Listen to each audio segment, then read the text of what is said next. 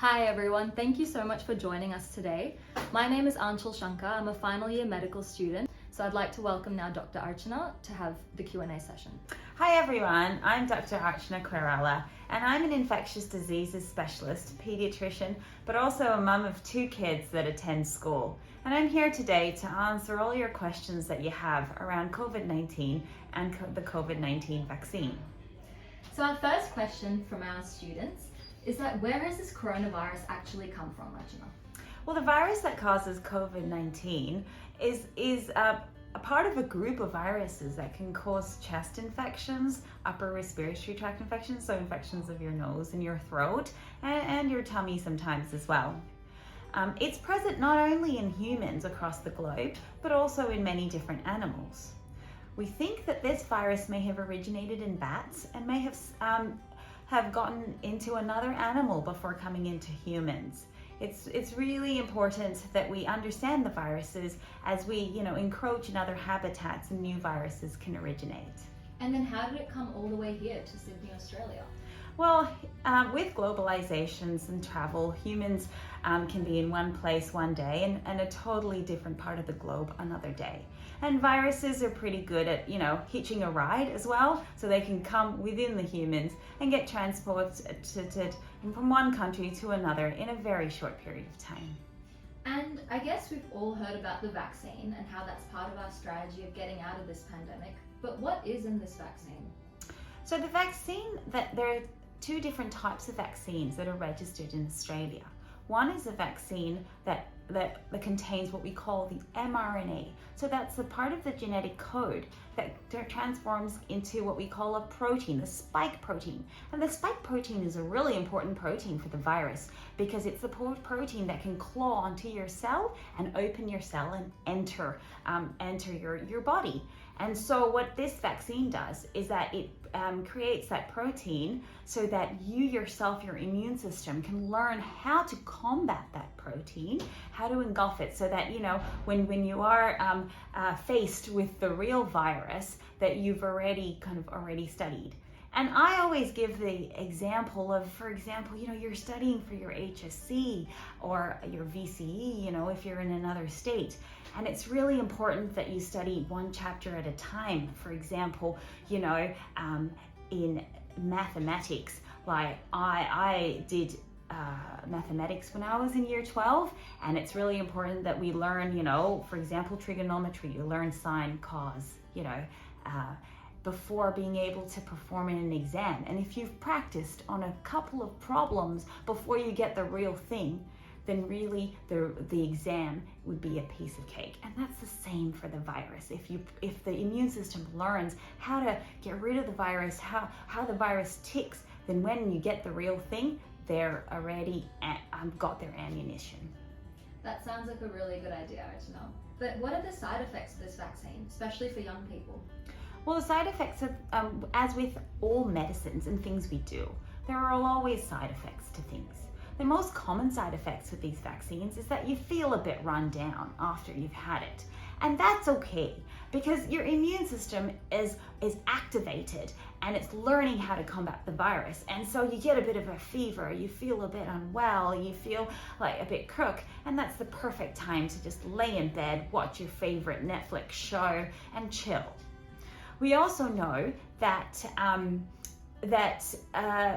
when you get the injection, because it's going into your muscle, that your arm can get a bit sore. And so it's really important that you move your arm, because the blood flow will help that vaccine not only activate your immune system, but also ease that pain.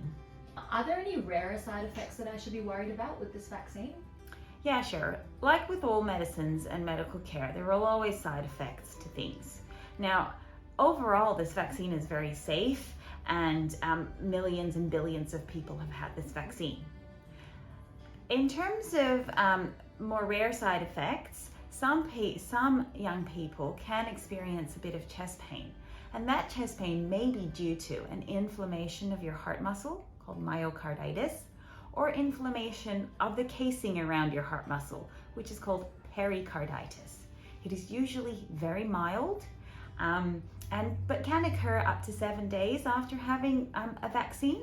So if you feel chest pain, a bit of breathlessness, it's really important that you flag it with your mum and dad, talk to your GP, or come into the emergency department to be assessed. Again, this is very, very rare, and the most common cause of chest pain, in fact, is being anxious after a vaccine. And so it's really important, again, that you talk through with your GP, with the immunization nurse, and they're there to support you through it. Another rare side effect of the vaccine is what we call anaphylaxis. So what that is it's an overwhelming allergic reaction to the vaccine. You may have heard it with people, having peanuts. So lots of food allergies can cause anaphylaxis. Again, this is very, very rare in vaccines, but that's why you're told to kind of sit for 15 minutes after getting the jab, where you can, just troll through your latest Facebook, be bored in that seat, and before being able to go home. And how about, will my DNA be affected by this vaccine? Does it do anything to that? So when I say that the vaccine contains a genetic code, it's what we call the mRNA. The mRNA is very different to DNA, and this vaccine does not have the capabilities of integrating into any human DNA. What actually happens is that the vaccine converts into this tiny little protein. Your immune system combats the protein, and the vaccine is degraded very quickly. So no, the vaccine will not integrate into your DNA. That's good to hear. But what long-term effects can we expect from this vaccine? Should I be worried about infertility? Well, I hope the long-term effect from this vaccine is immunity against COVID-19.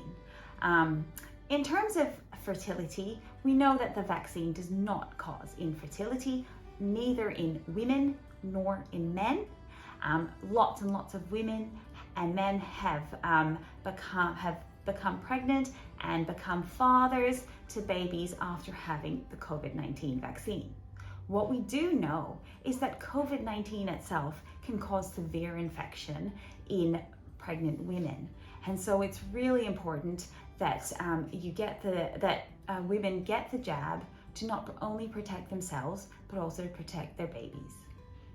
And now we know that children above the age of 12, they're getting their vaccines now. So what about children under the age of 12? What's the plan for them?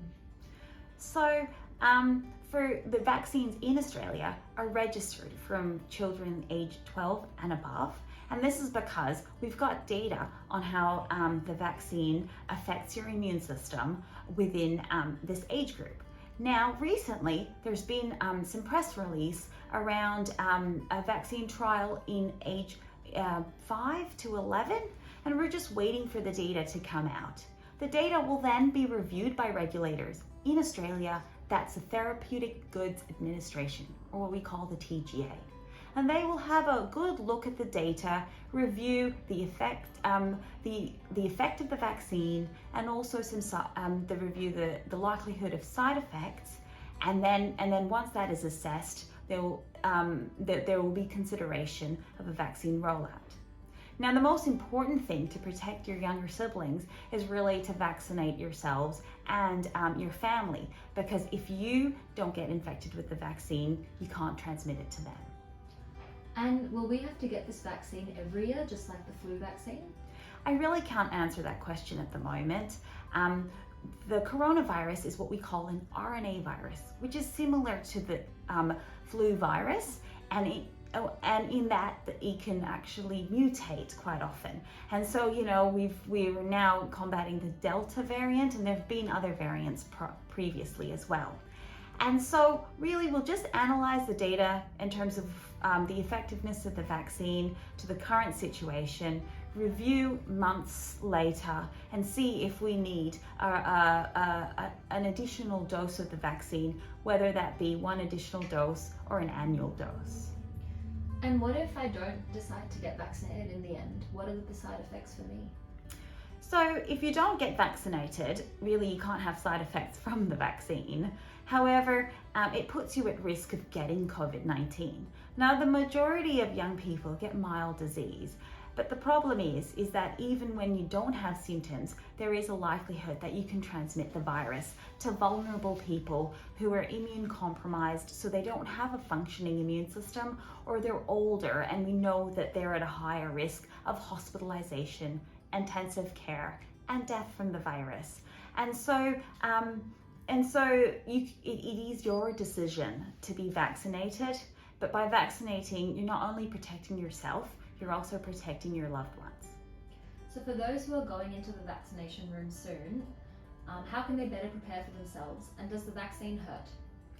So the vaccine is administered through a needle, and that creates anxiety for the better part of the population.